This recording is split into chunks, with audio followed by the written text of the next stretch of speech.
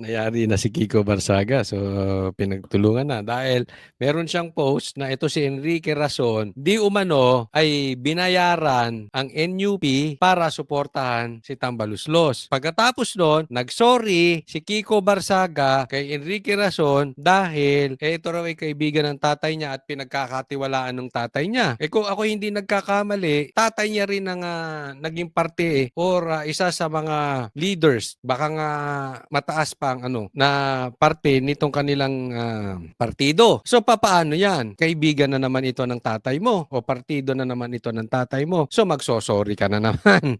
Kasi kaya naman daw siya nagsorry kay Enrique Rason dahil pinagkakatiwalaan ng tatay niya paano ito? Di ba? Paano kung kaibigan din to ng mga tatay mo? Magsosorry ka? Patay ka na dito. Ididemanda ka ng buong partido. Iisa-isahin ka lahat yan magdidemanda sa'yo. So magsorry ka na magsorry sa kanila. Di, ako ang naging issue ko lang dito. Diretsahin na natin. Walang masama na discuss ko na to. Wala namang masamang magsorry. Pero kung magsosorry ka dahil kaibigan ng tatay mo at pinagkakatiwalaan ng tatay mo, pero parang hindi gawain ng congressman yan. Ha? Hindi maganda yan.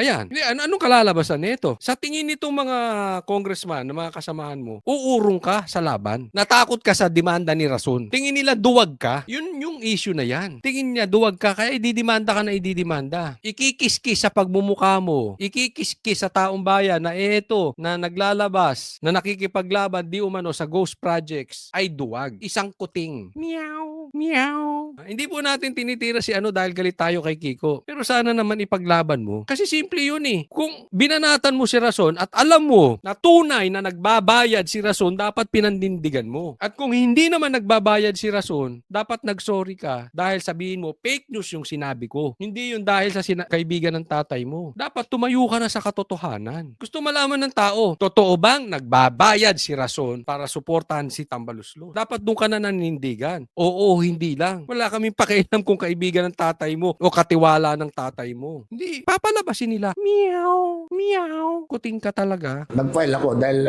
ang feeling ko, na-agrabyado ko, na-injured ako because of his statement. At any rate sa akin, wala. Zero. Wala.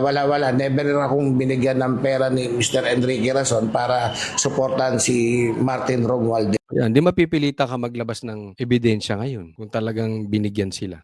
Dagdag ni Valeriano, walang pruweba si Barzaga sa kanyang mga paratang. Institusyonal din daw para kay Valeriano ang ginawa ni Barzaga dahil miyembro ng Kamara ang mga inakusahan nito.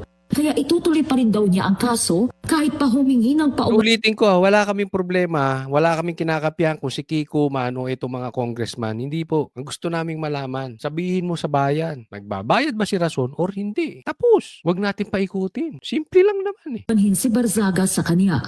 Dapat may kaparusahan yung lahat ng ginawa mo, di ba?